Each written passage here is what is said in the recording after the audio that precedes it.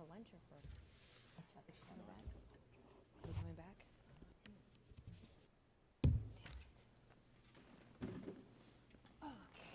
Okay. Good afternoon.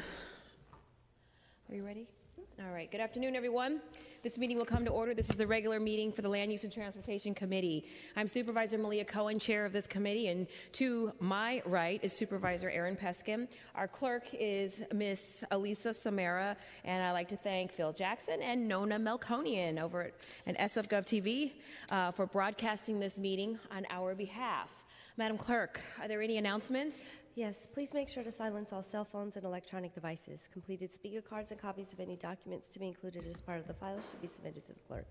Items acted upon today will appear on the January 24th Board of Supervisors agenda unless otherwise stated. Great, thank you. Could you please call item 1? Item number 1 is an ordinance amending the transportation and urban design elements of the general plan to implement the city's Vision Zero policy regarding pedestrian safety and making appropriate findings. Okay, we have Lily Langlois from the Planning Department to present on this item. Good afternoon, Ms. Langlois. Are you ready for your presentation? Yes. All right, great. You may begin. Sure. Thank you. Good afternoon, supervisors. Lily Langlois, Planning Department staff. I'm here today to request your approval to update the general plan to reflect the city's Vision Zero policy. The Planning Commission initiated these changes at a hearing on July 7th and recommended approval at a hearing on October 20th. In crafting this legislation, we've been working closely with the SFMTA and with members of the public through the Vision Zero Task Force, the Pedestrian Safety Advisory Committee, and Walk San Francisco. We're proposing to make changes to the city's general plan to reflect Vision Zero. Vision Zero was adopted in 2014, and it's the city's policy to eliminate all traffic deaths by 2024.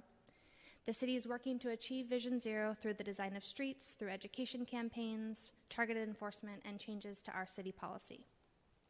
Since this policy was adopted, city departments have adopted resolutions in support of Vision Zero and outlined specific actions that they can take. In June of 2014, the Planning Commission passed a resolution in support of Vision Zero and outlined specific actions the Planning Department could take to help meet the city's goal. One of these implementation actions was updating the policies and objectives of the general plan. Currently, the general plan does not reference Vision Zero, nor does it reflect the city's recent efforts to address pedestrian safety. This is important because the department reviews development applications and makes consistency findings with the general plan.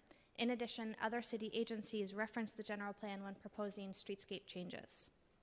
The ordinance before you would amend the transportation element and the urban design element to reflect the city's Vision Zero policy.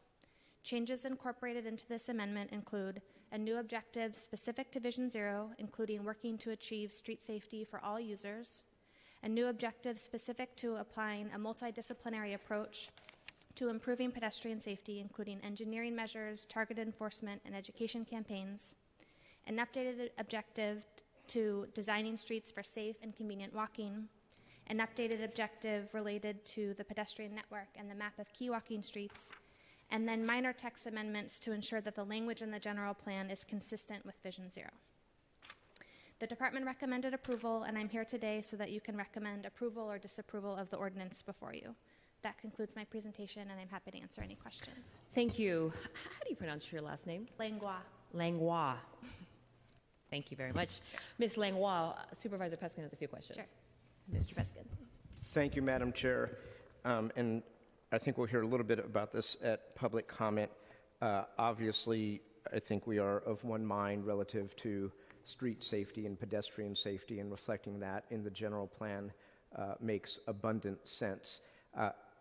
The questions that I was going to ask you, I don't need to ask you because I asked active community members, so I'll just say a little bit about it and then ask you some questions. The changes to the general plan delete a lot of language that is geographically specific, mentions of sidewalks and Noe Valley and what have you, and has much general, broader language that I think correctly is befitting of the general plan, except for in one instance in Policy 25.5 on page 11 that specifically with regard to the development of streetscape and public realm plans references Union Square, Fisherman's Wharf, and Chinatown, which my eye kind of caught insofar as they're all in the supervisorial district that I have the honor of representing. And so the question that I had, but I've since asked and has been answered, is whether or not community organizations that have a history of involvement in planning and or transportation were consulted. I mean, I realize that the initiation of a general plan happens, and there's, as in this case happened in July, and there's a period of time, as in this case happened in October, before the general plan amendments are adopted by the Planning Commission. But the question I had was whether organizations, long established, decades-long histories like Chinatown Trip and AAA and other organizations, particularly unlike Union Square and Fisherman's Wharf, which are more commercial in nature. Chinatown obviously has a dense urban population, and pedestrian safety is rightfully of utmost concern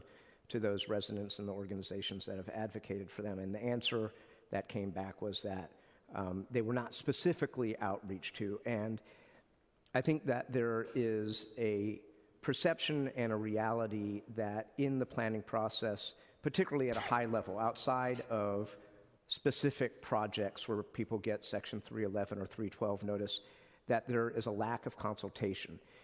Unfortunately for us, given the way general plan amendments work, we're not in a position to add some good language, because we either, as you stated, approve it or disapprove it, but under the way our laws work, the Board of Supervisors cannot amend it.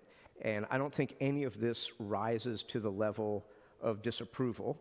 And I think that what you'll hear from the community and representatives thereof in a minute is language really that emphasizes inclusion and participation. I had an offline conversation with Aaron Starr from your department before the beginning of this meeting, and there may be actual language elsewhere within the general plan that has that admonition. So this language that the community is proposing may be dealt with in broader, higher level language within the document. But I think given the sensitivity of a number of ongoing issues, whether it is the reopening of Lower Stockton when the Central Subway project is completed, whether it's proposals to widen sidewalks in Chinatown's busiest commercial corridor along Stockton Street, that we have a very clear emphasis and admonition in the general plan that we want to have active and meaningful consultation and participation from and with the affected communities. So, and it's language to that effect that they suggested. So what I would like to be able to do, given that we either have to give this a thumbs up or a thumbs down at the full board tomorrow, because our 90-day jurisdiction runs before our next board meeting, insofar as January the 17th's meeting is canceled for Martin Luther King Day, and by January the 24th, our 90-day jurisdiction will have run. So what I'll, after public comment, suggest is that we pursue, in consultation with the community, the possibility or urge you to consider a trailing amendment that would honor their request for active community participation and involvement. And I guess that's really not a question. I asked the questions and got the questions answered and just stated them for the record. Can I say two things related to that? Please. So one is that this ordinance is sort of the culmination of all the work we've done around Walk First, which started in 2011.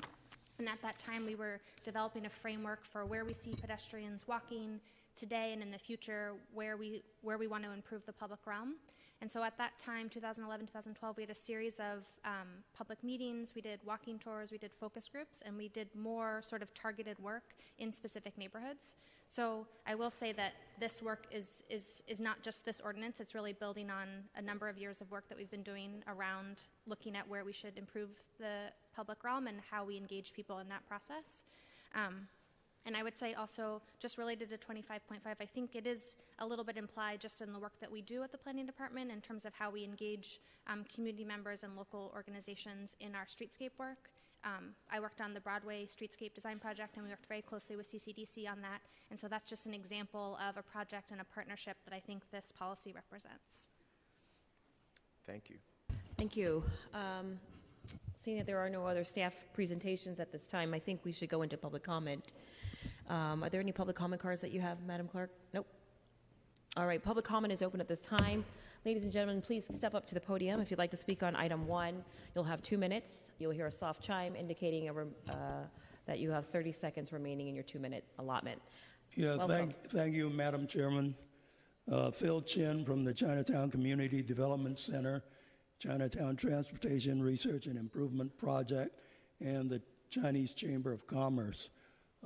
We support Vision Zero. We have worked very closely with Walk SF over the past several years. We are very strong advocates of pedestrian safety. On the other hand, we are very concerned and very leery about the adoption of a policy where it does not provide the protections for neighborhoods to be actively engaged and to either support or reject the project. We have many examples or experiences with the SFMTA where essentially they've tried to shove something down our throats. And that is why we raised this issue with Supervisor Peskin, and we urge that you will somehow adopt some changes to the language that would ensure active community participation in those projects that are geared towards achieving pedestrian safety. Thank you. Thank you, Mr. Chen. Are there any other members of the public that would like to speak at this time? Okay, public comment is closed. Supervisor Peskin, do you have anything else you would like to add? I don't. So I would like to send this item, given what we said that it can't be changed, but the fact that we would like a trailing amendment, I'd like to recommend that we send this to the full board with recommendation as a committee report, and Mr. Chin and folks from Chinatown Trip and Ms. Langlois and my office will coordinate on a trailing piece of general plan language if indeed there is no overarching public participation admonition elsewhere in the general plan. And that concludes my comments. All right, thank you for your comments, and thank you for your motion. That motion passes without objection. Thank you. Madam Clerk, could you call item 2? Item number 2 is an ordinance amending the planning code to prohibit a change of use from a business or professional service use to a medical service use on the first floor or below in the Sacramento Street NCD and making appropriate findings. All right, thank you. So Supervisor Farrell is the author of this item, and we've got Kanishka from his office to present, and after Kanishka's presentation, we'll hear from Aaron Starr from the Planning Department. Good afternoon, Madam Chair, Supervisor Peskin, Kanishka Karunaratne, Legislative Aide to Supervisor Farrell. Currently, the Sacramento Street Neighborhood Commercial District prohibits new medical service uses at all stores, except that business or professional services can be converted to medical services at the ground floor with a CU. This legislation amends the Sacramento Street NCD to require a CU for new medical services on the ground floor. It also requires CU for medical services as an accessory use on the ground floor and permits medical services by right above the ground floor. We've been working with the Sacramento Street merchants and residents to address growing neighborhood concern that retail and active service uses are being replaced by medical offices. The neighborhood has been sensitive to medical spas being permitted as retail or personal services, but operating more like medical services. And looking forward to CPMC closing, we want to make sure that zoning controls in this NCD strike the right balance of attracting active businesses and service uses. We're already getting early feedback from the neighborhood that they're supportive of relaxing restaurant controls, and we're going to continue to work with them to pursue that further to make the NCD a more active commercial corridor. This legislation is very neighborhood driven, and we hope to count on your support. Thank you. Thank you. Just real quick, Supervisor Peskin has a few questions. I just have one question. Number one, I totally defer to the district supervisor relative to changes to the neighborhood commercial district ordinance. But the one thing I was curious about was we're returning it to the way it used to be, and 3 years or so ago, the same supervisor actually put this into effect. So I was wondering, I mean, generally, in my experience, this happens when a neighborhood wants changes to an NCD. So what changed in the Sacramento NCD that they wanted this put in, and then 3 years later, they wanted it taken out? I think 3 years ago, there was a business that the neighborhood did support coming in, and so the neighborhood wanted those changes at that time, and now they want it changed back. They're starting to feel like there's been too many medical offices and especially medical spas coming in, and they're just a little wary of those changes. And the staff report, maybe we'll leave this for staff, but also references CPMC. Any thoughts from the District 2 office with regard to that?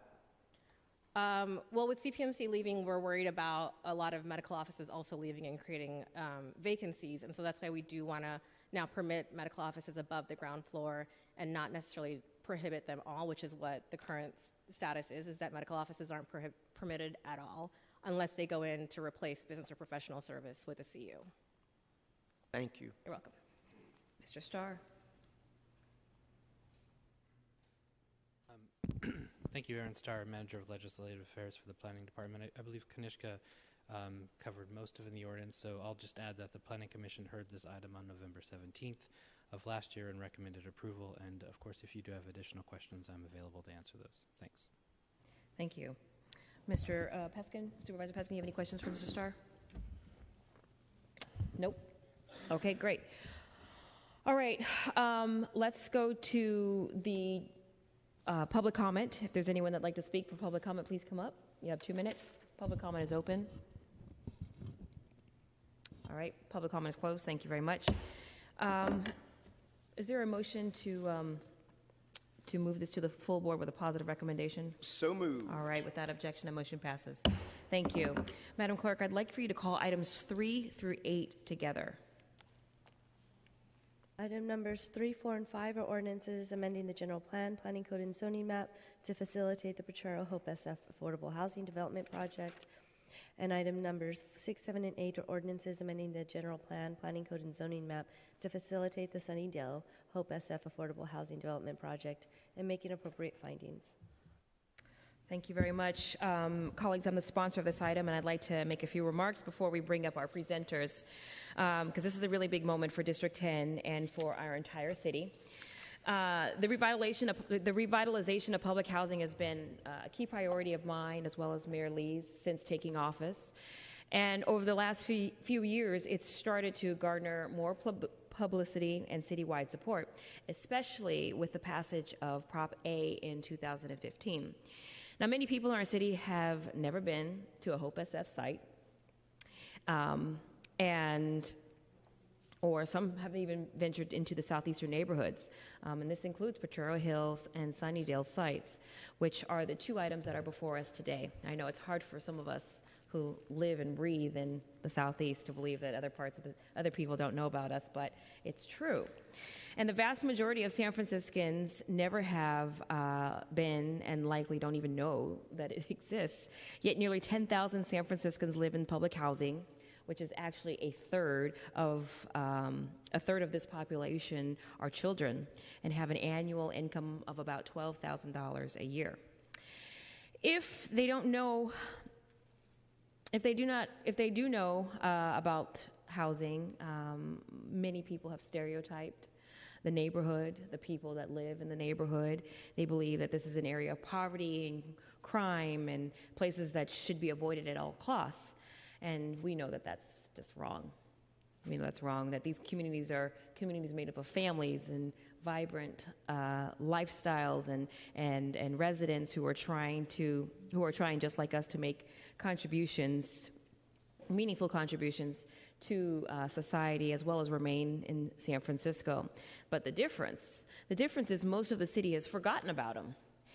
And as a supervisor who represents 4 of the city's 5 largest public housing sites, which are in the Hope SF program, many of the smaller public housing sites, I've seen firsthand the impacts that substandard housing has on residents' lives there and in the entire neighborhood. So when we break up and the concentration of poverty and we are rebuilding, you're starting to see positive, transformative impacts on people's lives.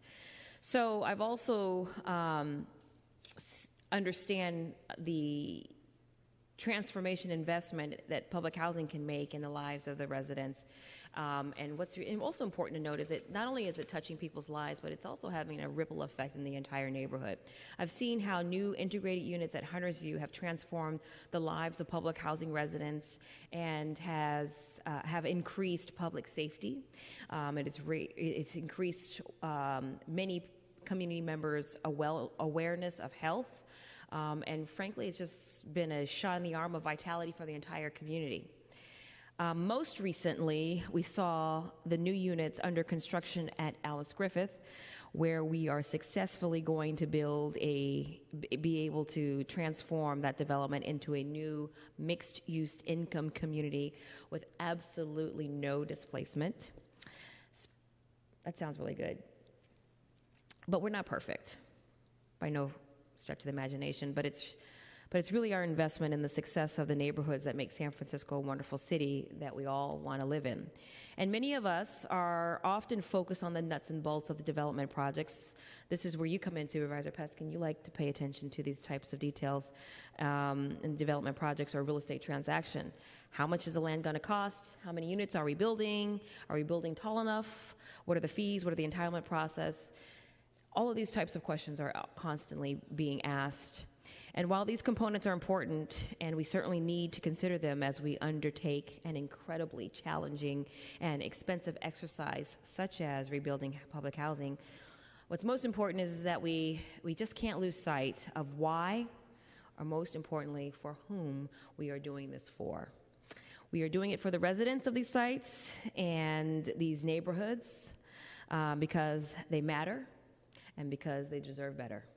And we are all in positions to make this happen, therefore it is incumbent upon us to execute. These are not projects where we are taking vacant land and building traditional affordable housing, but their size and the amount of land they occupy presents a unique opportunity to construct large amounts of affordable housing in our very small city, and a city that, as you know, is in a housing crisis. There are entire neighborhoods and communities who have lived in these sites for generations. More than half of the residents in public housing have lived for more than 15 years. And quite frankly, they have suffered emotional, some even have suffered physical effects from living in federal government housing. Particularly when there's a federal government who conveniently likes to turn a blind eye to the conditions that they're living in. And I don't say this to paint a bleak picture, because we've got an outstanding local team that's on the ground that's really doing a very good job of transforming it. Frankly, I think they're an award-winning team. Shout out to Barbara and Olson and Theo. But one of the unique things about Hope SF is that this particular program recognizes that the residents of these sites and the success of the site is just as important as the need to physically rebuild the housing stock. We all know that individuals and communities need more than just physically better, more structurally sound buildings to succeed. What people need are support services, confidence, and investment in the community, as well as in the people themselves, which we will never be able to successfully transform these sites without making this investment, and the investment is going to be made in the people who live there. That's why Hope SF is an incredibly important operation here in San Francisco. It includes a strong service element where we invest in ensuring residents have good credit, residents who want to purchase a house, we're making an investment in people who want to move from public housing and have access and resources so that they can succeed. We are putting programs directly in the developments that are focused on children to ensure that they are getting an education and parents can obtain job training and access to job opportunities. These physical structures will always age, and will need to be replaced.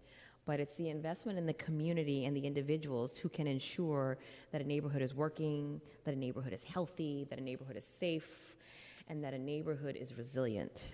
So as we talk about these projects today, let's remind ourselves that this is more important than just the physical context of cost, architecture, bedroom counts, and tax credits. Let's talk about these projects in the context of both the physical and human impacts that they will have. Because at the end of the day, we are undertaking this effort for the residents of these units and for the residents of all of San Francisco. Many of us are lucky in this room, really blessed and fortunate. We don't have family members who live in these units, and we're talking about approximately 5,000 units. Several have mold or rodent infestations or just dilapidated housing conditions. Our children are some of the more than 3,000 who live in public housing. When you look at the statistics, there are issues that plague them, such as lack of concentration on their homework, hazardous health impacts because of living in the public housing. We also have elderly parents that need support who are struggling to stay in their sites and suffer from being physically isolated from the services that are not connected to the city, or not connected into these public housing sites. But what we do have are thousands of San Franciscans who do get this, who do understand that these are not just buildings and that we need to continue to make an investment, and these are human beings that deserve our support. I want to give the biggest shout out possible this year and bring up Theo Miller, who is the director of Hope SF, who has been leading this policy not only with his mind but also with his heart. The following person that we'll hear will be from Kate Hartley, who is the deputy director of the Mayor's Office of Housing, also an incredibly important and committed entity in this huge endeavor. Mr. Miller, are you ready? Madam Supervisor. I tried to warm it up as best I could. I'm sure you have some remarks. It is nice and warm in here. I appreciate it. All Madam right, Supervisor. take it away. Mr. Supervisor Peskin, tremendous. It's an incredible moment, and Supervisor Cohen, you set the stage perfectly. Again, Theo Miller, excuse me, Office of Mayor Lee, Director of Hope SF, and this is truly the privilege of a career to be here on behalf of the public-private partnership that is Hope SF, that constitutes all of our departments, certainly the leadership of District 10. There are many residents in the room here. There are many community leaders, our developers, and so I'll go very briefly, but I did want to just pick up on Supervisor Cohen's lead-in just to say how incredible this moment is. I mean, obviously, Mayor Lee, who was born and raised in public housing in Seattle, has taken on Hope SF with a vigor and a passion that in many ways no mayor in the nation has taken on. And so we in San Francisco are being watched and are being admired from cities across the country. And I know we'll get into the differences between Hope 6 and Hope SF, but Hope SF is the nation's first,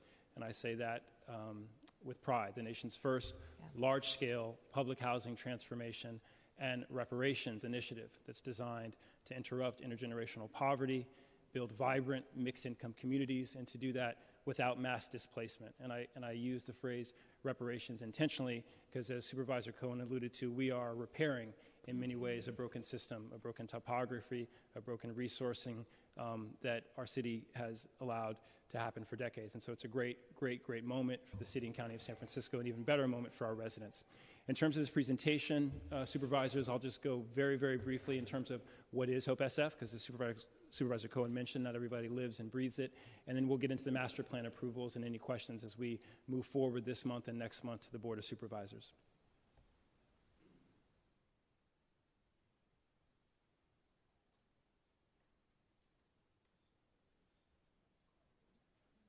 That'd be awesome.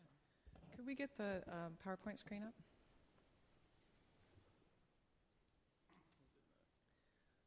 Let's see. Okay. What's a PDF? So good enough. Apologies as we get the PowerPoint ready. Fantastic. So I've mentioned this, and Supervisor Cohen alluded to this. Hope SF constitutes 4 neighborhoods, approximately 5,000 individuals, 2,200 households across the Southeast. Thank you. These are 4 of the city's most dilapidated and disconnected communities. Excuse me, Mr. Miller, do you have copies for us? Perfect. Thank you. Yes, copies are coming.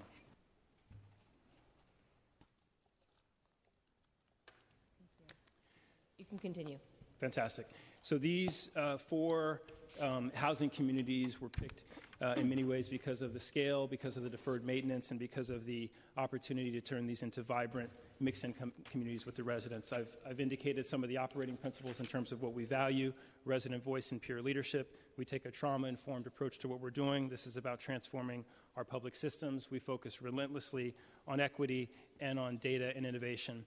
In terms of the next slide, you have a sense of the snapshot of the 4 communities today. We're particularly here to talk about Sunnydale and Potrero. It looks like we're sliding this forward. Fantastic. And then Terry, you can take over for Ms. Hartley when you're ready. So in terms of the 4 communities, Huntersview and Alice Griffith are well on their way. We have moved forward to house approximately 120 of the original Huntersview residents. More will be housed next month, similarly with Alice Griffith. And Potrero and Sunnydale, approximately 1,300 units. We proceed forward before you today. As you can see, these are classically multiracial, multi-ethnic, immigrant communities, families that in general live on $18,000 a year. And you have a list of our anchor partners, including Mercy Housing and Bridge Housing, who are here today to speak on behalf of Potrero and Sunnydale. I'll say as we go to this aerial shot, and Supervisor Cohen alluded to this, and Terry, you can take thank you so much, Ms. Hartley. Terry, if you just introduce yourself as we keep going, and before the supervisors. Hello, my name is Terry Jones, and I am the mayoral fellow for Hope SF, and I'm a Potrero Hill resident. Welcome. Thank you. Thank you. Terry will help me with the slides continuing. So this is just an aerial shot mostly of Sunnydale, just to give a sense of the conditions. And what I emphasize here is not sort of what you see on the exterior. Certainly, as Supervisor Cohen mentioned, these are communities that most of our San Franciscans, most of our tourists don't go to. In Cuba, they have an expression, tenemos poco, pero tenemos mucho, and it's an expression that means we have little, but we have much. And so much of the physical aspect of these communities, which is unacceptable by any standard, mask the resilience, the power, the passion, and the persistence of many of the folks who you will hear in the next several minutes.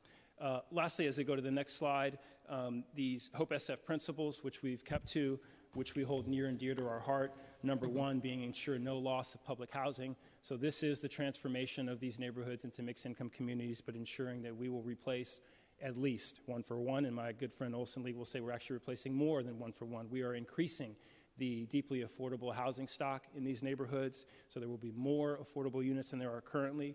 No resident, and I will stop there, not one public housing resident will be displaced, will be pushed out, will be forced to take a voucher. We will provide what we call a right of first refusal for each and every single, right of return for absolutely every single public housing resident to maintain their home and to live into this new, vibrant, mixed-income community. These other principles reference the creation of a community in which residents drive it, they lead it. We try to live by that.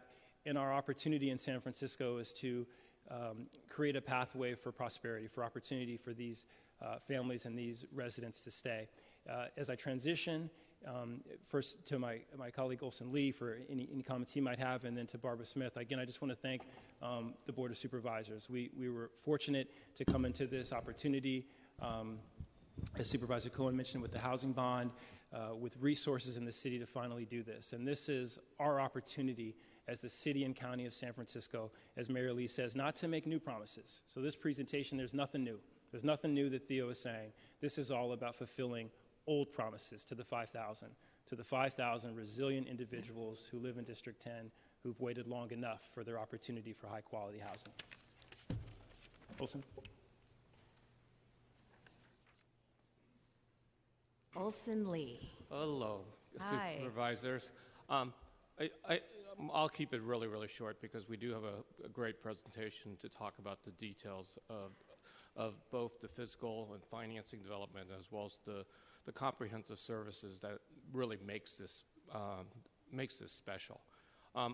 This is just such a momentous occasion to be here at the board after many, many, many years of work and many different staff people who have worked on this initiative over a very long period of time. So it's a culmination of, again, a lot of effort by many different administrations, many different staff people, and we're just fortunate to be here with the resources and to be basically at the starting line to get the job done both at Sunnydale and Petro. I think the one thing I would like to point out to the supervisors is just the track record that we have established through the work at Hunter's View, the work at Alice Griffith, and the work at the RAD developments. I think that we have finally made the commitment to public housing residents overall, and we're solving the many years of disinvestment from the federal government. Fortunately, we're doing this in such a timely manner as there is an administration change later this month. But we couldn't do this without some of our federal partners, and we are in the midst of discussing key aspects of the funding, future federal funding, or future federal programs that affect Sunnydale and Petro. And we're very, very hopeful that we will have definitive decisions on those tools by the end of this week. But I just wanted to, again, acknowledge the work of many people who have come before us to try to keep the promise, and look forward to answering any questions the supervisors might have about this wonderful effort. Thank you. Thank you for your leadership, Olson. Barbara Smith. Good afternoon, Supervisor. Supervisor Cohen, Supervisor Peskin. Well, I am thrilled to be here. This is a dream coming true for the authority. At last, we have a great opportunity to rebuild very dilapidated public housing that's been seriously underfunded by the federal government for years. And this is thanks to the tremendous efforts of our residents, the mayor, many city agencies, especially Hope SF, MOHCD, Olson, Kate, and their teams have been fantastic throughout this process. Our developer partners, we have excellent developer partners at these sites, and HUD too. HUD has really stepped up and helped us with a lot of the approvals that we need to make this a reality. So we look forward to your approvals, and thank you very much for your support throughout this process. Thank you for your leadership too, Ms. Barbara Smith. Come on up, Kate.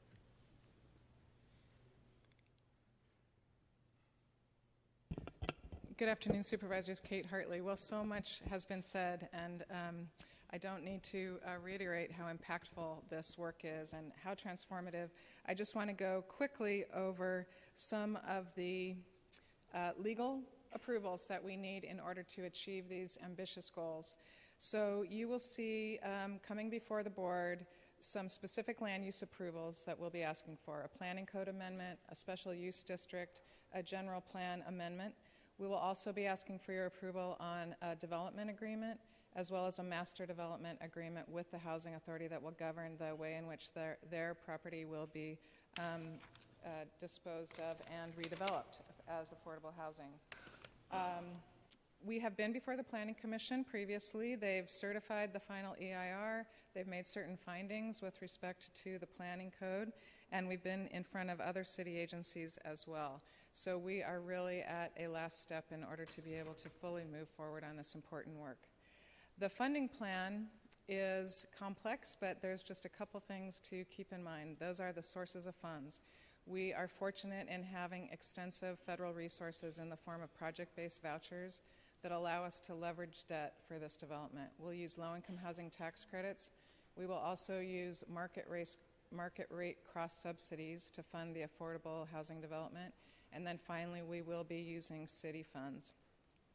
The second thing is that we do have a long build-out period, which is steady, it's paced. We hope to accelerate that wherever we can in order to bring these new units online as fast as we can, but it's a measured program that will allow us to be fiscally responsible. And you have before you also the master site plans, which show the important elements of this development. You'll see that the streets are reconnected to the larger community. The streets will now have sidewalks in places where they haven't ever had them before. They'll be safer. There are large swaths of recreational open space areas. At both of the sites, there's new recreational facilities. There will be child care facilities, retail at Sunnydale, and just brand new amenities that will really bring these communities into the larger fabric of the city. This is the Sunnydale mixed income development, so you'll see that this really truly is a mixed income community, public housing replacement units, market rate units, and new affordable units. This is Potrero showing the same sort of development plan, very thoughtful and truly transformative for the communities.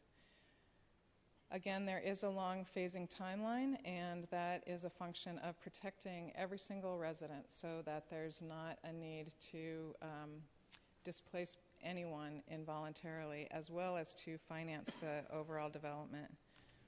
And this is a schedule of where the Hope SF team has been previously in terms of receiving approvals. MTA, the PUC, Rec and Park, and Planning all unanimously approved the plans. We look forward to the Board of Supervisors' approvals as well, and we're happy to answer any questions. And also I wanted to state that our colleague Matt Snyder is here from the Planning Department in case you had any specific questions on the land use legislation. Thank you very much.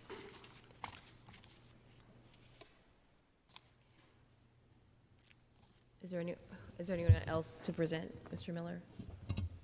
Supervisor, I believe that concludes, yes, so we're on the questions point. So I believe that concludes the presentation, but as mentioned, we're all here for any further questions. Okay, perfect. Thank you. Supervisor Peskin?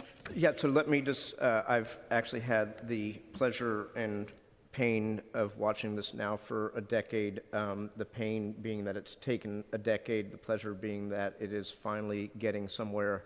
As I think Barbara French remembers during the Hope 6 era, as we rebuilt the North Beach project, stayed North Beach Place, that we have a track record of having done this again and again, and it is long past time that the promises that we have made as a city to the folks at Sunnydale and Potrero be realized. So I'm delighted. I've waded through the SUD and the various documents and want to thank all of you and those who preceded you for getting it to this point, and shout out Bridge and Mercy and Related and everybody who's involved.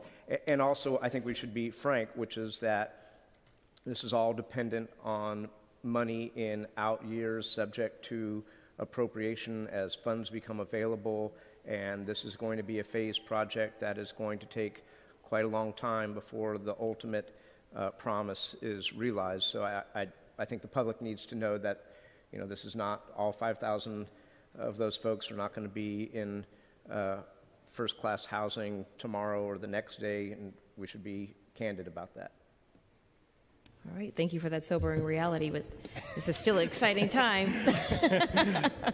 You're right, it's not a immediate thing, but it's been a long time coming. It's very true, and I appreciate that, Supervisor Peskin. It's just also a reminder as we come to budget, very important to support the services investments that need to continue to go into Potrero and Sunnydale. So I would be remiss if I didn't mention that to support those families. And I meant to say Barbara Smith, not Barbara French.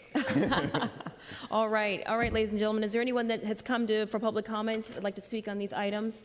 Please do so. You can come up to this podium. You'll have ample time. You'll have 2 minutes to speak on items 3 through 8. We've called all of them together. Please come on up.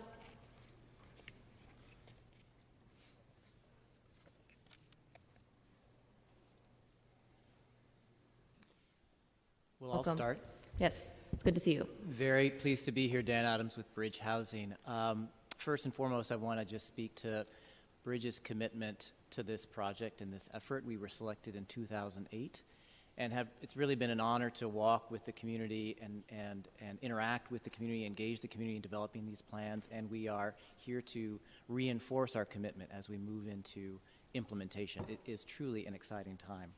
I want to applaud the leadership of the mayor and also recognize the excellent staff at the Mayor's Office of Housing and Community Development. I think they've done a tremendous job. I speak to this with some firsthand experience, so I really want to appreciate their work, as well as recognize Supervisor Cohen, your leadership in really sustaining this effort and bringing it to life. It's a super exciting time for all of us. It is.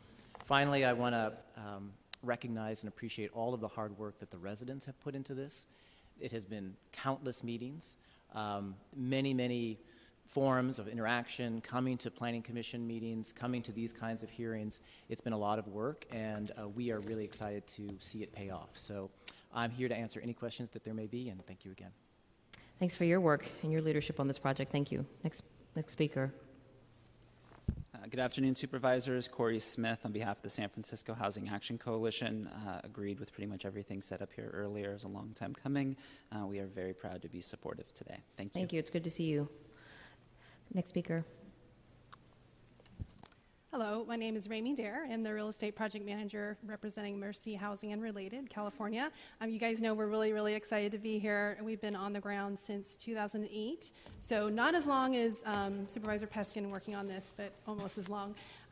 So I just want to acknowledge the spirit of the partnership that is Hope SF, the residents, the neighbors, the city, the Housing Authority, and HUD in making this a reality. And we are looking forward to continuing to work on improving the present and building foundation for a better future. Our staff who are on the ground at our Sunnydale office, some of them are here, and I think you might hear a little bit about the work that we're doing. And we also have some of our young residents here to speak to you today. Thank you. Great. Welcome. Thank you. Thank you, Ramey. Next speaker. Drew Jenkins, staff of Mercy now, long-time Visitation Valley resident, advocate for the youth. We've been waiting for this for a long time. We feel like this is one of the things that's going to change a lot of our young people's lives and change the community, where it'll be a very positive thing. This is going to create jobs for our kids. This is actually going to change the way that our kids think, because they will actually feel like they are the part of the rest of San Francisco. San Francisco's been changing for the past 20 years. They've seen it over in Hunters Point, but they haven't seen it over in Visitation Valley. And it's been a long time coming for something positive like this change. This way we can actually get a lot of jobs for our young people and get them off the street and help them be productive citizens. That's why we bring several of our young men out here so they can speak up for themselves. And I just want to say thank you guys for the support. This is something with the help of Theo. He's actually been getting on the ground, and we haven't seen something like this for a long time, so we appreciate that too. Thank you for your support. Thank you, Mr. Jenkins. Next speaker. My name is Jerron Moore. I've been a resident of Sunnydale for about 26 years now, maybe about 3 generations, father, grandfather, and everything. I just like to thank Brother Theo for the opportunity that he's given us young men out here in San Francisco and in Sunnydale. It's going to be a big change for us. We come from a lot of the struggle, a lot of misery, and, we got to raise kids growing up here. So, I got 2 kids myself, and I love for them to see a better community, and just thanks a lot for everybody, for everything. Thank you. Thank you. Next speaker, please. Hi, I'm Mizell Parker, resident of Mercy Housing, and I'm here basically just for the community and see the change and for generations, siblings, everything, making the whole society better.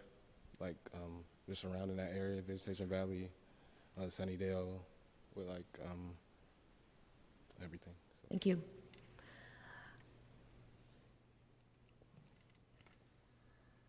My name is Devon Gibson. I'm a resident of Sunnydale.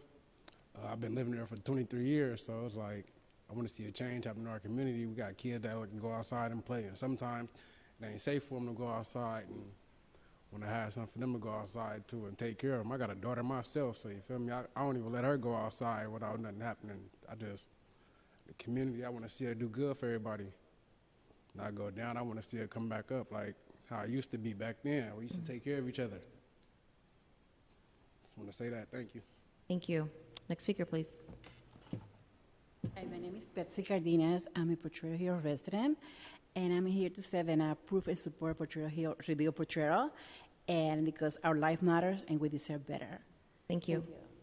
Next speaker. Hi, my name is Fabiola, and I'm living in Potrero Hill for 8 years with my daughters, and I'm very happy for the new change, this project, and thank for all people, the housing, and that's it. Thank you. Great. Thank you. Next speaker, please. Stella Scotch. I'm the oldest resident so far of Potrero Hill. I was conceived and born Ms. in Stella, it. can you pull the mic to your mouth so we can hear you? As the eldest resident of Potrero Hill? Yes, and I was conceived and born in the projects of the old ones. Mhm. Where they want to break ground is where one of the projects from the old times was, and it fell and 5 different families died there. That's why we had to move and they had to tear it down. My concern is I want to make sure that when we do get these new places, the promise is kept that we will not be evicted on any ground, and that our rent will probably stay the same, because I have no trust in someone coming in saying they're going to fix something and then they do us dirty. We have been promised so many different times, and with what I've seen for all them years, I don't want no one hurt. Thank you. Thank you. Next speaker, come on. Hi, my name is Azuri Pease Green. I work for Bridge Housing, but more so I'm actually a resident of the Potrero Hill Public Housing. And this is a long time coming. As my neighbor has just stated, she's gone through this for quite a while now, from way back in the day, from when the first promises were made. And so it is really, really important that these hearings and that these approvals go through at a swift pace, because so many residents have been waiting for quite a long time. As the young people have just said, young people are now standing up and wanting to see something different for not only their children, but for themselves as well. And we see the difference inside the communities. And I know in Potrero Hill, as well as in Sunnydale and the other communities, but I can speak for Potrero Hill, and I can say I see the young men trying to do different things now, the young women trying to do better things. You have more people coming out and talking among themselves and actually really caring about their community. And I believe, Commissioner, you were saying it earlier, that the people have to believe and invest in themselves and in their community, and that's what's happening in these communities. Years ago, you wouldn't have seen these young men coming in here and speaking, but you have them coming in and speaking up because everybody is trying to make a change.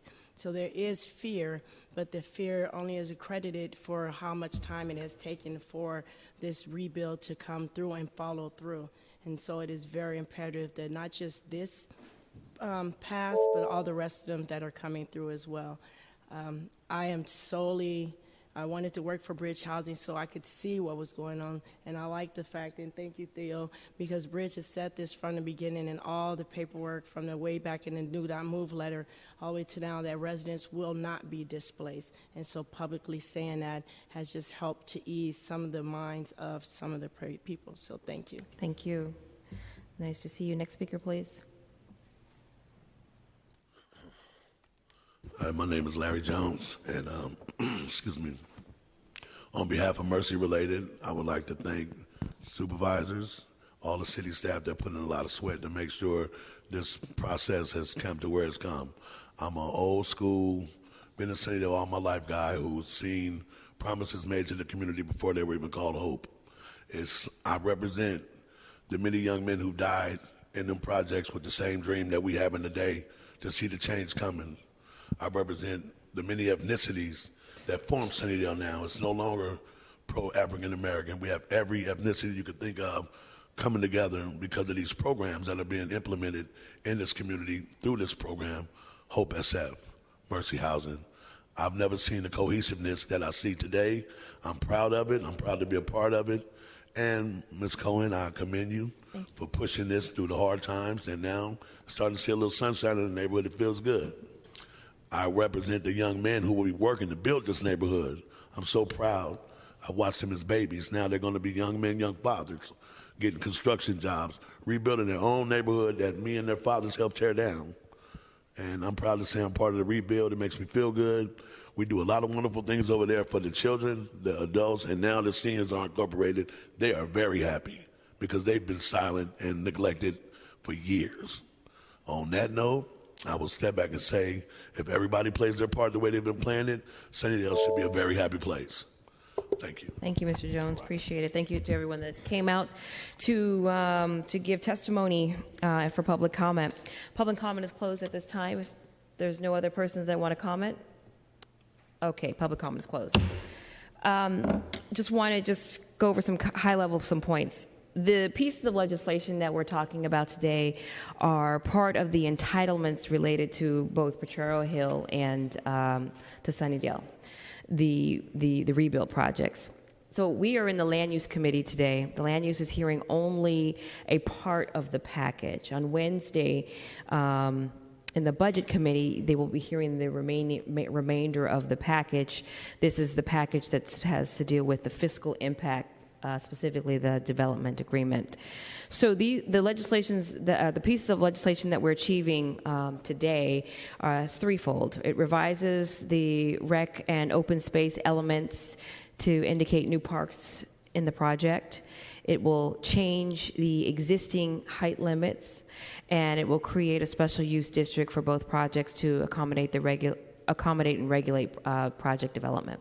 Supervisor Peskin, do you have any thoughts that you want to share? I would be honored and delighted to make a motion moving the general plan amendment, special use districts, and zoning map changes for both of these projects at Sunnydale and Potrero, items 3 through 8, to the full board with positive recommendation. All right. It's historic times, ladies and gentlemen. This motion passes unanimously.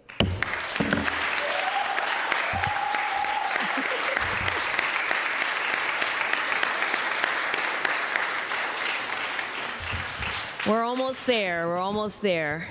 Okay, Madam Clerk, could you call item 9?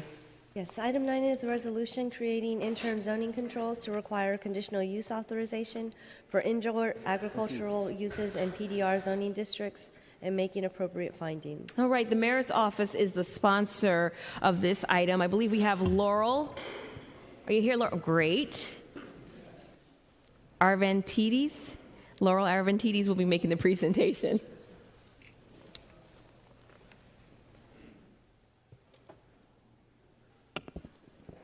Hi.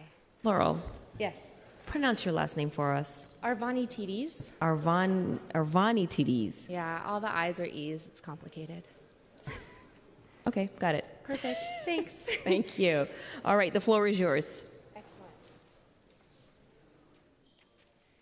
So, with the passage of Prop 64 and the legalization of marijuana, we in San Francisco see an opportunity for new small businesses and entrepreneurs with an entire new subset of business opportunities for them here in San Francisco.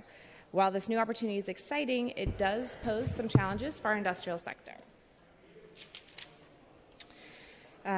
We have been working hard to protect our industrial businesses through a number of efforts and have always worked closely with the board on supporting these businesses.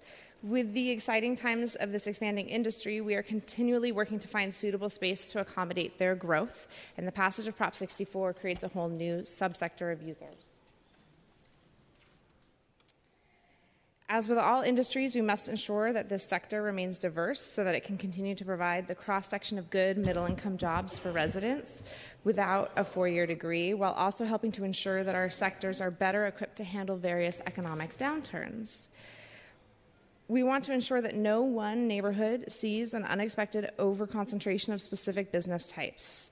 In order to ensure that the city had appropriate time to explore these policy conflicts, Mayor Lee directed OEWD to develop interim controls around indoor agriculture. The interim controls that we brought to the committee require that any new indoor agriculture receive a conditional use authorization permit from the planning department. Currently, any of these permits would be over the counter. As you know, we came to you with some and requested a continuance because of feedback that we were getting from the community. Since that time, I have met with everyone who asked to meet with me, or spoken at least with, and this is 10 individuals, to understand their concerns with our original proposal. Today, I am coming to you with recommendations for amendments to address the concerns that were expressed to me. Mainly shortening the timeline. These interim controls are now proposed to be for 6 months.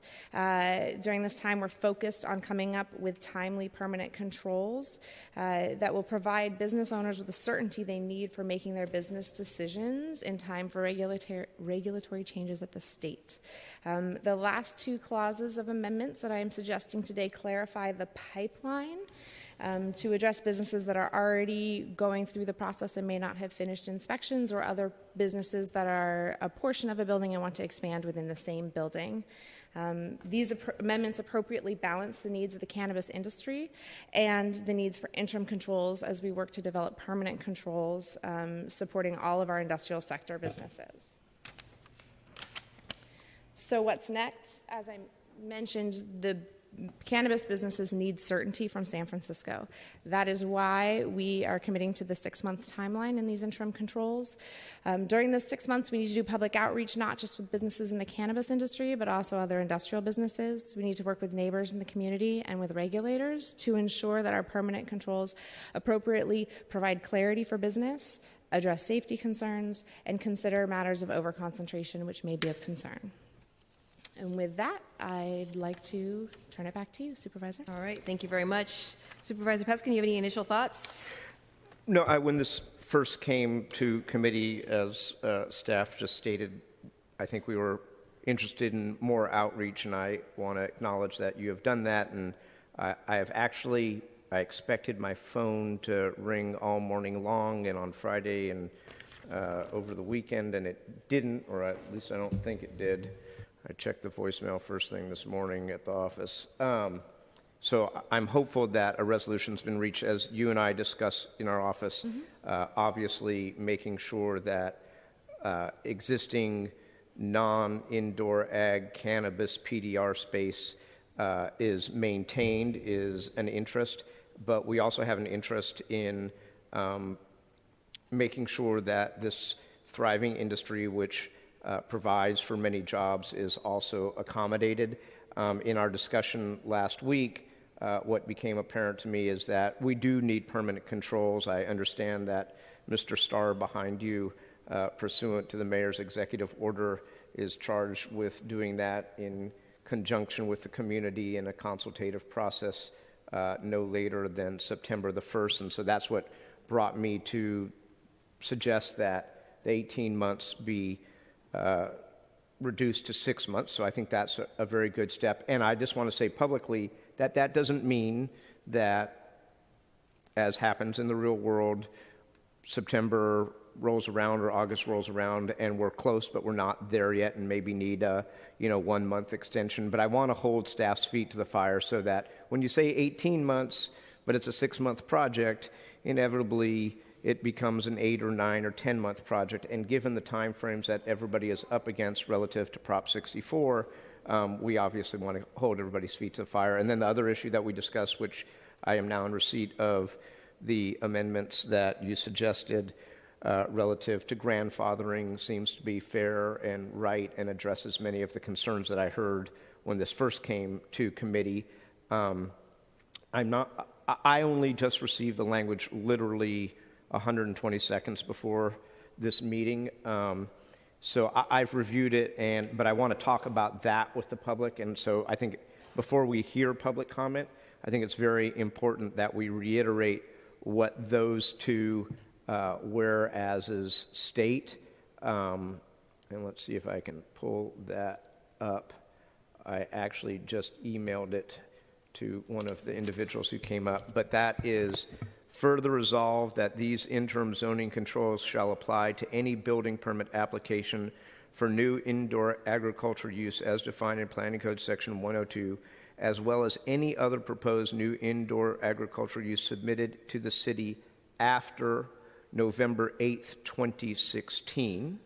So remember, that's the magic grandfathering date that the mayor is proposing to us, so keep that in mind. And the second further resolves says that any expansion of an existing indoor agricultural use as defined in Planning Code Section 102 or any other indoor agricultural use shall not be subject to these controls. In other words, will not require conditional use, so long as the space in which the expansion would occur is on the same parcel as continuous with and access directly from the existing establishment, which is exactly what you described. So keep that in mind as you make your public comment and we consider those. So I think there are really 3 amendments on the table, 18 months to 6 months, and the 2 that I just read. Correct. Or they're not on the table yet because we haven't made any motions yet, but Correct. there you go. Suggestions we're bringing back. All right. All right, well, thank you, Mr. Peskin. How about we open up for public comment at this time? Ladies and gentlemen, it's time for public comment. I've got some cards here, if you'd like. Let's see, we've got Will. I can't even read your writing, Will, but it begins with the S? Scarab. All right. Next will be Quentin Platt, followed by Luke Bruner, Chris Emerson, and Terrence Allen. Nancy Doe. Thank you. Be my guest. Thank you, board members. My name is Will Scarrett. By means of introduction, I made my way as a voter registration activist and was hired by Willie Brown to start at the legislature in 1992. So I'm certified as old. I retired from the state senate as a senior consultant to President Pro Tem Darrell Steinberg and returned to my home in Humboldt County.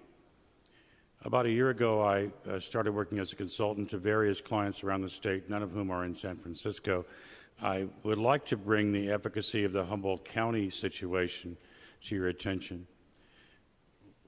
We found the best policy there was to allow everyone to come into the light, and that those who are operating in perhaps gray areas should in fact be given incentives to come into the light. I think that your deadline is somewhat arbitrary. And I think that 18-month period, I think you're smart, and I would certainly strongly support the amendment to quicken this up. In 1996, we passed medical marijuana strongly in this city and across the state. And I'd submit to you that justice delayed is justice denied. 20 years this city is finally grappling with regulations for the manufacture, cultivation, et cetera, of cannabis. So I would so urge you to look at this as a rights issue. San Francisco's been the tip of the spear on allowing those folks to not be treated as second-class citizens. I don't think cannabis users should be. I don't think we need to treat this as if it's radioactive waste.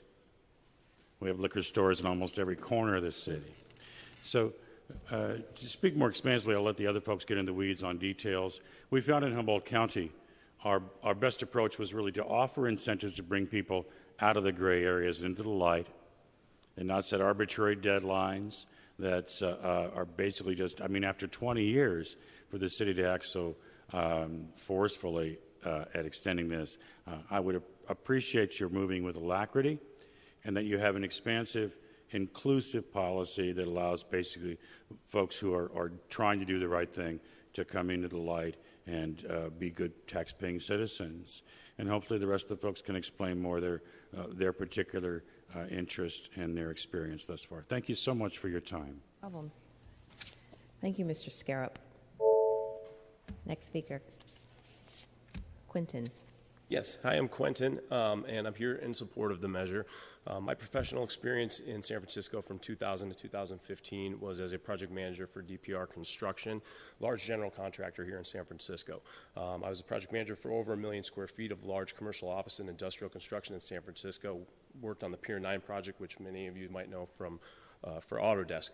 I support the measure with the shorter 6-month timeline and the agreed upon pipeline definition because I understand the absolute necessity for all the cultivation sites that are currently operating in San Francisco to become permitted with a fair, transparent, and appropriate process, both permitted and unpermitted, and for them to be operating safely and up to current building codes.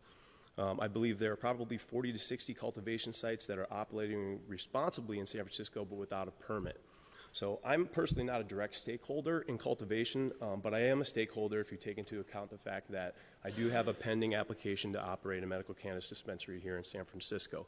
And one of the missions of my pending permit to operate a cannabis dispensary is to showcase products that were made here in San Francisco and to provide as many good, stable jobs with health benefits for San Francisco residents, as many as we can, wherever and whenever possible. In my experience pulling permits in my past life as a construction manager, I've seen conditional use processes drag out for many, many months. And if this is going to be required forever for all cultivation sites, it may drive many of the unpermitted cultivators out of San Francisco because they have to take their operations down. So in summary, I support this position, but I urge the city to consider a process that is less costly and time-consuming than the conditional use permits process to allow for good-intentioned and existing operators that are willing and wanting to come in compliance with the city regulations to have a better chance to get their businesses back up and running and full compliance with this wonderful city that we love so much. Thank you. Great, thank you. Next speaker, Luke Brunner. Thank you, Honorable Supervisors. My name is Luke Bruner. I'm from Humboldt County, and I had the privilege of doing a great deal of community advocacy and community organizing with the cultivators in Humboldt County and participate in co-founding the organization that led to the unanimous passage of Humboldt County's ordinance earlier this year in January, the most liberal almost certainly in the state. What I'd like to speak about is what our community and our supervisors did in December of 2015, 45 days before the passage of the Humboldt County ordinance, the only ordinance to beat the state's March 1st deadline by a hair, by a whisker. They passed a good grower registry. We realized as a community as we moved through this process that perhaps there was a trust gap. There was not a gap of intentions. There were good intentions all around. People for years had wanted to do the right thing as cultivators, including indoor cultivators in Humboldt, but they didn't know how. There wasn't a clear book of rules to follow. And as someone that grew up with my life experiences, I always found it very frustrating and frankly unfair and unjust when I would be asked to follow a book of rules and I didn't know what was in it. The second thing we had to deal with was one of pragmatism. There were many impacts in rural areas as in urban areas. How do we get this right? How do we give the people and the citizens and the communities we share the outcomes they deserve? What we came to, and what all of the cultivators, all of the officials, everybody unanimously supported, the environmentalists, was this good grower registry. It provided and was a concrete measure of the good faith of everybody. The supervisors, the sheriff, the government, the DA, the planning department, good faith. And for those people that signed up and said, I want to do the right thing, good faith. I think a measure of good faith is good here. Thank you for your time and consideration. Thank you. Next speaker is Chris Emerson, followed by Terrence Allen, followed by Nancy Doe. Good afternoon, supervisors. My name is Dr. Chris Emerson. I am an owner of a small cannabis manufacturing company here in San Francisco. I would like to applaud the mayor's office for wanting to develop sound and reasonable regulation for cannabis in the city, and for doing so in a timely fashion. Currently, the conversation is almost solely focused around cultivation, but there are several other sectors in the cannabis industry that have to be regulated at the same time that comprise non-retail overall. A few key points on the need for doing this in a timely fashion and for not missing out on regulating these other sectors of non-retail is for manufacturers explicitly, the state of California passed a bill, AB 2679, that afforded protection for cannabis manufacturers if they could satisfy a list of requirements, and one of them is to get local permitting. This would be the first time that the state has allowed for protection under state law for manufacturers. Second, it is allowing businesses to continue operating in San Francisco. We currently employ 8 employees here who all live in San Francisco. None of them need advanced degrees or specialized skill sets such as software development to be a part of our company. They've all been trained on the job. We would like to expand and scale our business, but with the uncertainty of what regulation is going to look like or how long it will take in San Francisco, we have to pause on expanding our business. So I would welcome that the regulation also includes for manufacturing to move forward in a timely fashion as well. Thank you. Great, thank you. Next speaker, please. Welcome back to the chamber. Thank you, and Happy New Year to everyone. My name is Terrence Allen, and I want to thank, as everyone has, the Office of Economic and Workforce Development for working on this complicated matter with us, and the recognition that they gave the San Francisco State Cannabis Legalization Task Force, especially knowing about its diverse makeup, a very important part that gets normally left out of these conversations. The task force released its report in December. And while the report was thorough and 100 pages long, but it was directed at larger policy issues, and it did not go into the specifics like what we're talking about today, specific land use, PDR, et cetera. That specific work is year 2. So if you're waiting for when that's going to happen, it's going to start happening immediately. Our first meeting is in February. The year 2 agenda will call out specific recommendations that can be used on issues like this to incentivize diversity in our small businesses and marketplace, and diversity not only in workforce, but diversity in the entrepreneurs that own those businesses. That is absolutely crucial and very complicated to do. And it requires the compact, the agreement, the coming together of industry, the regulatory system, and those on the task force. We can pull that off. It's my goal through the process that we bring all potential PDR users together, that creates a policy that treats everybody fairly. The immediate use is the need to define and agree to this pipeline. The pipeline currently is being described as those people that applied before the election. You will hear from certain people in line that may not be the fairest way to do this. There may have been people, and you will hear from them, that did everything right, including making their application, only to find out that it was at the wrong place because there was no place written down. Thank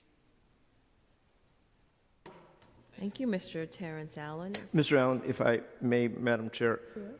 But relative to the 6-month as opposed to 18-month, any comment on that?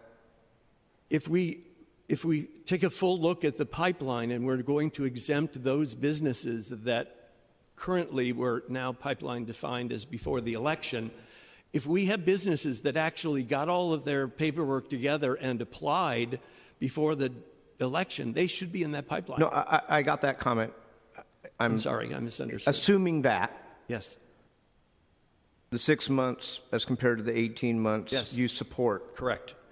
With assuming the pipeline, you support, not that you're speaking on anybody's behalf, but you are deeply involved and were the unwritten father of the task force with others. You would support the interim control for conditional use, and you support, I don't want to put words in your mouth, I'm asking, the further resolve that expansions would not be subject to as long as the space was on the same parcel or contiguous with. Correct. Thank you, Supervisor, for the clarification. Appreciate it. I'm going to get back to public comment. After Ms. Doe, I have Aaron Flynn, Ron Brandon, Gwendolyn, and Anna Wyatt. And anyone else who I have not called, please feel free to step on up. Ms. Doe. Hi, my name is Nancy Doe, and I definitely want to thank the city for taking the time to address this issue. It's a very dear and important one to many of us. We have sacrificed a lot of our lives to be here in this industry. I have been a resident of San Francisco for the past 8 years, as well as a medical cannabis provider. And I simply want to tell my story to illustrate how complicated this pipeline definition is, and how complicated this industry is, and what it means for the whole community. I am in this industry personally because it has helped me with my seizures, but I've also been able to provide to many patients and help them treat their ailments, and it's been the most fulfilling thing I've ever done in my lifetime. I have been arrested and put in jail twice for being a medical cannabis provider because of the uncertainty with regulatory structure of cannabis. And I'm still here today because I believe in what I do, and I believe it is right. And I thank the City of San Francisco for giving us a platform to be providers in the safest way possible in the state of California as of now. But I know we're working on, more clarity. I have 2 warehouses in San Francisco for cultivation, and currently one has made the DPH list for cultivation. So one space is grandfathered in, and it's taken me well over a year to do. It's been expensive and costly and extremely exhausting and stressful. My second space I had worked on concurrently, but had not made the DPH list because it closed off in November, right as I was ready to submit. And honestly, it takes formally more than a year to get on that list, but it takes many years to build an infrastructure for your business to be able to work with dispensaries and get a partnership with them to get you on the DPH list. So it's very complicated and complex, and I hope we can have a comprehensive discussion on how to build this regulatory framework for people who have spent a lot of years, building this community. So thank you for your time. Thank you. Next speaker, please. Good afternoon. My name is Aaron Flynn. Thank you for your time this afternoon. I've been in the medical cannabis industry since exiting the United States Marine Corps in 2004. It's been a major part of my life and was a big part of my healing process coming out of the service, and then being able to get into the business of cannabis to continue to help others heal, again, has been very fulfilling, like my colleague before said. I definitely want to take this opportunity to thank the City of San Francisco, the Department of Public Health, all the city agencies for, again, being one of the first cities in the state to create any process whatsoever, regardless of its formality, and extend that friendly nature towards the industry. I'm here today in support of the ordinance, specifically, and definitely in support of the change from 18 months to 6 months. I think that's a show of good faith coming from the Office of Economic and Workforce Development and from the city in general that you're willing to work with us. I do want to spend a little bit of time reiterating what my colleague was just speaking about on the pipeline definition. It's not as cut and dry as it may seem, and as somebody who has a site that is on the DPH list and has been for some time, but also as a member of the San Francisco Cannabis Licensing Group, which is an advocacy group here in the city, I just want to point out that there are a lot of operators who have done everything that they knew how in good faith to comply with state law. They got their business license, they have their seller's permit, and everything that they were told to do by legal counsel and others to be as compliant as possible. They just didn't know that the DPH list and that process existed because it wasn't written down anywhere. There was nowhere where somebody could go and search and see a step-by-step layout of that process. So I encourage some consideration into possibly a good Supervisor Peskin. And I haven't quite, I'm waiting for Mr. Allen's example, because what's set forth in the proposed language amendment that the mayor's office has put before us is building permit application by November 8th. And it seems to me, and I don't want to be argumentative, that separate and apart from seller's permit, State Board of Equalization, Department of Public Health, that when you're going to do an indoor grow, you're going to end up at the building department sooner rather than later. I mean, this is just a fact, because whether it's electrical, whether it's fire sprinklers, whether it's moving walls, whatever it is, it seems like you're going to end up at building relatively soon. So I need to hear some stories as to why building permit, which seems to be the most generous trigger, is not the right trigger. Yes, sir. The one thing that I could speak of in that respect is that folks who tried to go in over the counter and say that they were building out a cannabis cultivation site had been turned away in the past. Expressly saying that this was for cannabis cultivation was something that folks were not sure that was safe to do. sure that there was something that was allowed. And so we have a number of members who did not start that process because there was no clarity there. We have a number of members who have built to code and are prepared to be inspected, but did not because there was not a specific planning code for cannabis cultivation. There was some folks went forward and said cultivation generally. Some folks weren't sure how to approach that first step with planning.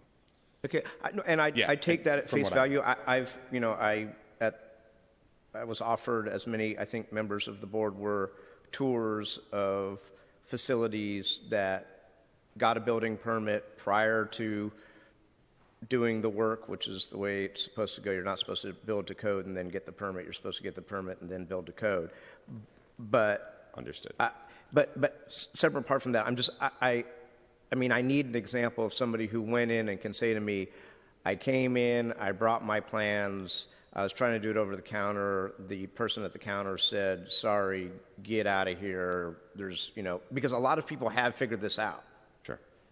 I understand. We'll try to find that person for you. I think for a lot of folks, there's just a trust issue, and they're concerned about coming in and openly stating that that's what they were doing. But I also understand that this. I'm sorry, I have to cut you off. We have to get back into public comment. Thank you. Next speaker, please. Good afternoon. My name is Ron Brandon, founder of a cannabis brand that was established here in the city of San Francisco over a couple years ago, and I'm proudly serving my community and patients who are in need. I attended college here in the Bay Area at San Jose State University, former pro athlete who's made the transition over to operating in cannabis. Also was a firefighter, EMT here in the state of California as well. And now I'm a local cultivator here in the city. One of my proudest moments of operating here in the city of San Francisco was having our business listed by the Department of Health as one of the 20-something cultivation sites that are registered or going through the process of being registered to operate here in the city. Being that this accomplishment is fairly new, we're in the process of still waiting for inspections to actually come visit our site and check and make sure that the building is up to code, and also that there's no immediate hazards to our surroundings. We actually had to hire an expediter to help shepherd us through the process that was more code heavy and more onerous portion of the application, which was filed on actually November 8th. But we weren't placed on the Department of Health's list until a couple weeks later. But your building permit application, sorry to interrupt you, was actually in by 5 p.m. on November 8th. Well, when you say building permit, there's a application. The application, we put the change of use in at first, and it was filed actually on November 8th. Okay, Supervisor Peskin, with all due respect, this is public comment. I got it. We got to keep this program moving. So, sir, just finish your public comment. Okay. Let me give you advice. And afterwards, you may speak to Supervisor Peskin one-on-one. But in the meantime, let's keep your clock running. Well, during this process, I've encountered tremendous support from city staff. The planning department was very instrumental in helping us getting our plans approved. Although the process is considered informal, I would like to thank the city for giving myself and other local cultivators the opportunity to contribute to the community by creating jobs and paying taxes. With that being said, the process still needs to be formalized to help protect our businesses to stay here in the city as we seek state licensure in 2018. Thank you. Thank you. Next speaker, please. Hi. Hi. I know it's probably been a long day, so thanks for being here and listening to what we have to say. My name is Gwendolyn, and I'm here to offer support for your proposed legislation with the conditional use permit, but also here to express some concerns. Concerns that I have is, a female who owns and operates a small family business in the city. I've been cultivating medical cannabis for almost 9 years in San Francisco. I employ almost 25 people year-round, and all of those people reside in the city as well. I pay taxes on my business every year, and I am also current with all paperwork needed to be compliant with Prop 215. But my concern is that I may be penalized for no prior knowledge of the SFDPH list. Even though there was not a process to be inspected, even though you said that it's not the right thing to do, I did build everything to code and am fully prepared for inspections, and fully committed to doing whatever it takes to come into compliance once we've made a process in the city. What I'm really here today to ask is for you guys to expand the pipeline or the grandfather rule to include people like myself, whose only fault was not knowing about an unpublished informal process that I'm willing to go through if we can work it out. And I urge you guys to please try to help us make a formalized process so that everyone who wants to do the right thing has a fair chance to be considered. And people like me can come out of the shadows and become like more proud members of the community. Thank you. Thank you. Next speaker, please. Supervisor Peskin, we might need to speak after I speak. I think I'm one of those people. My name is Anna Wyatt. I'm the founder of the Betty Project, a cannabis San Francisco-based collective and advocacy group. Our mission to get medicine to those who need it the most, push the culture of cannabis forward through education, and to empower women. We are hopeful that positive change can come from education, and we're thankful to be given the opportunity to speak before you now so that you may understand who we really are and what our reservations are moving forward. We've been cultivating in San Francisco for some time. While advocating for legalization, part of our work involves educating city officials and the public about a subculture that has remained underground and invisible for the safety of my employees and myself and our survival. We employ up to 18 people at any given time. Our staff is diverse, women and men of different ethnicities and backgrounds. We are an equal opportunity and diverse in every sense, long-standing members of the community. We are your neighbor. We bring commerce to the local economy. By necessity, we have operated under the radar prolifically with very little negative impact on public safety and welfare, despite a complete lack of opportunity to operate as a normal business. While there has been a significant shift in the legal attitudes towards cannabis, I only recently learned of the DPH list, which allows cultivators some level of recognition and compliance. This sounded like an opportunity to begin relating to the city directly, but it's my understanding that further applications will not be considered. I commend the DPA creating such a list in light of the vague regulations of Prop 215 and SB 420, but it was never made readily available to local entrepreneurs. Either you had to be well-financed or connected, so I had no way of knowing of the existence of such a list, and as a woman and a cultivator, this stings of another club I'm not being allowed entry into. I am optimistic that a system that is inclusive of everyone can be created. Even without the clear-cut path to compliance, I have built my facility as compliant as we knew how to build. Thank you. I'm sorry, they cut your mic off. You can finish your last sentence and then we'll have to wrap up. I encourage the supervisors to look at the PDR space in the city and in the Bayview. I'm in the PDR zone. That is not a lot of competition to other industrial space. We're not near residences or neighborhoods or a lot of commercial activity. It's an industrial area, and cultivation is more of an industrial use. Consider these ideas, give us the opportunity to work with us, and we'll make our way through the uncharted territory. San Francisco is thank you. Remember, just one sentence is all I asked for. Okay. All right. Let me. Is there anyone else that'd like to speak in public comment? All right. Please come on up.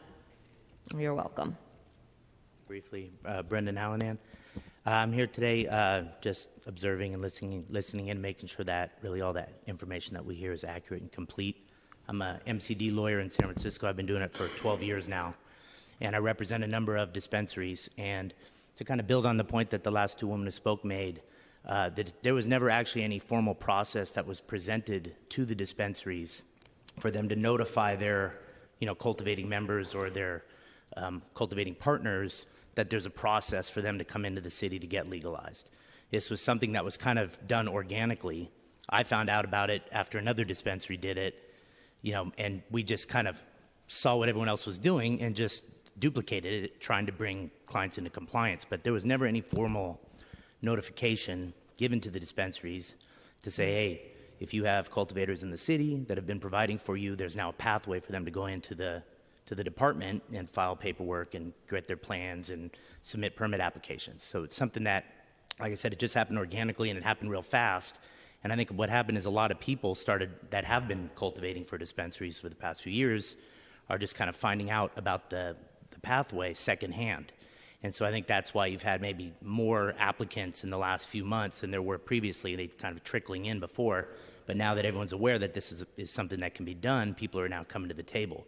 But again, I want to go back to the fact that, there was never any formal like notification that went to the dispensaries, or, no way to notify the cultivators directly, no sort of public notification at all. So really, you did somewhat have to be an insider to know that this was going on, and you had to have someone, representing you, or someone down at the building department or planning department that could notify you that there was actually a pathway for this, and to notify your cultivators and get them to go into the city to proceed, to pursue this sort of a permit application.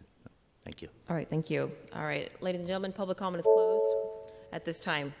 Thank you. Laurel, why don't you come back up? I think we've got a couple questions and issues. So first, there's a couple things that I heard that I wanted to raise. Okay. Unpublished, informal process. Yeah. Is there any validity to that claim? I can say that when I was looking into the process as we were developing these interim controls as a city government employee, I had a hard time finding it. There's no book for this. I think as business development director, as we create new regulations, I'd like to see them put up on the business portal and become a part of that.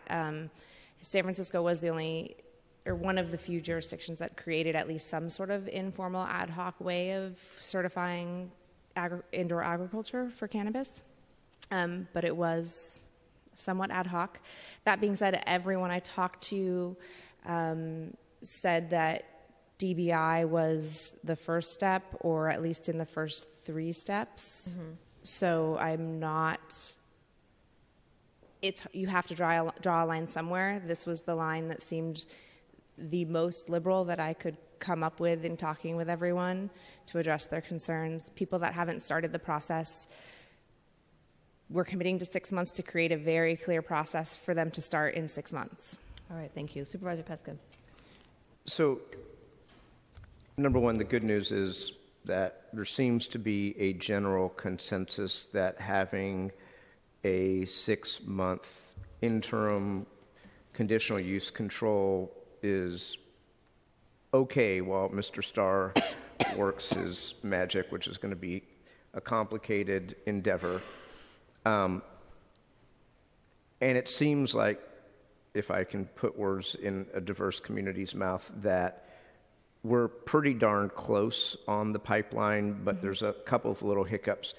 And the emphasis that we heard from the handful of parties that did not fall within the two further resolved pipeline grandfathering provisions that you proposed emphasized that they hadn't been able to get through DPH. And so I guess my procedural question, because I don't remember this back from the days when Supervisor Mercarimi first put San Francisco's then cutting edge, today antiquated controls into place for MCDs. This was, pre-indoor cultivation days. But the process, does it start with DPH? Does it start with DBI, or can it start in either place?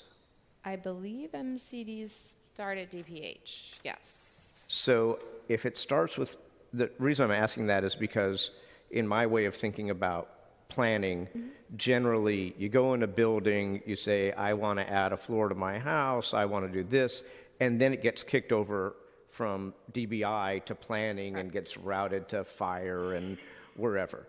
But it sounds like the process here starts with DPH. So my initial statement that,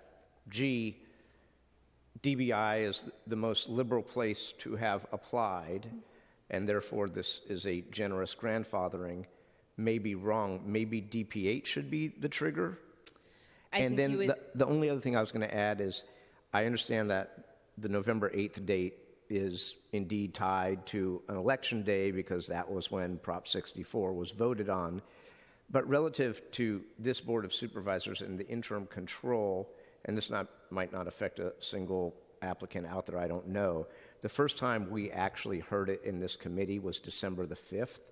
So I don't know if it's a groundbreaking difference, but I mean, when the public had notice about this interim control 72 hours before December the 5th, so I would kind of throw out there, maybe we can negotiate this in public, that we consider that date. And then the other question is, should we have an application to DPH or DBI by whatever the date is, November 8th or December 5th, be the trigger?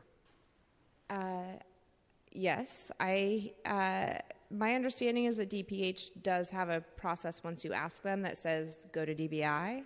So I believe that even if you go to DPH, you're quickly told DBI is the first step. That is at least the documentation I got from the people that I spoke with. So perhaps we could add DPH to the pipeline if that would make you feel more comfortable. In terms of the date, I'm not sure I would go with the first land use date. This was our intention to do this was well publicized with the mayor's executive directive. I'd have to double check the date of that, but it was said that OEWD and planning are directed to introduce these interim controls, and they were introduced before the 5th, and so that would be the date I would look at more, but... The only reason I would argue back on this is, I mean, I'm a member of the Board of Supervisors, so I see the world through that lens, but I don't think I ever get, I mean, maybe I get some official notice when the mayor's issued an executive director, but I think the world is much more kind of tuned into the people's body. I mean, they kind of, like, people get on the internet and they know what's on a Board of Supervisors agenda. Mm-hmm. It's not like the mayor's office, you know, has a regularly scheduled directive calendar, you know. Right? We did do a press release on introduction at the board. OEWD did, rather than the hearing at committee. That would be my only distinction, that we did do a public press release. I know Emily Green covered it because I was quoted in it. So there was definitely public introduction at the board. If a lot of people read the Chronicle anymore, I would be one of them. Okay. But I do want to be clear that there was outreach. There was notice made that this was happening, and people knew enough about it to get to the committee meeting and say, hey, stop, we haven't had enough of a say. Point taken. I believe people did hear the outreach. All right. Is that it, Mr. Peskin? All right. Thank you for your presentation. The Cannabis Legalization Task Force, they've been working really hard, and I want to just say thank you for pulling all of the stakeholders together and the thought leaders into one place and taking on such a huge endeavor. I'm actually looking forward to hearing the one-year update that the task force is going to be presenting to this committee just in a couple of weeks. So I want to make some amendments to the legislation. I think that we need a set of interim controls as we develop more permanent policy, and I agree with the intent of the legislation that is before us today. In the next 6 months, I'd like to see an aggressive effort put forward by the city, by the mayor's office and the planning department and Department of Public Health to conduct a robust community outreach process to develop and shape the long-term controls regarding indoor cultivation sites.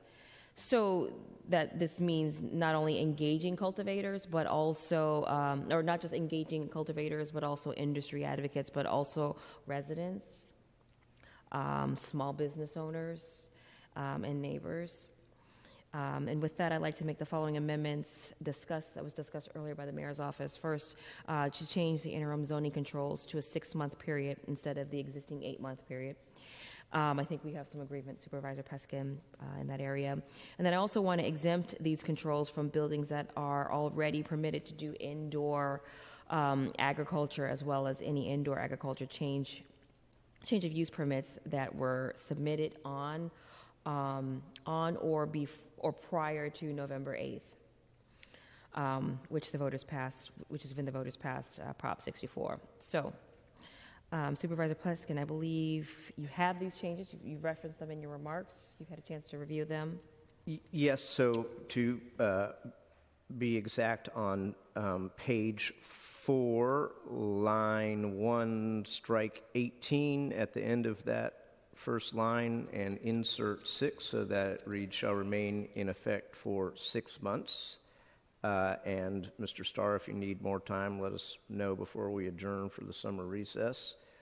And then as to the two other amendments that the chairwoman referenced, I would make one friendly amendment, which is that in the first further resolve that the mayor's office has proposed, that we insert public health permit application so that it reads, further resolve that these interim zoning controls shall apply to any building permit application or public health permit application for a new indoor agricultural use, blah, blah, blah.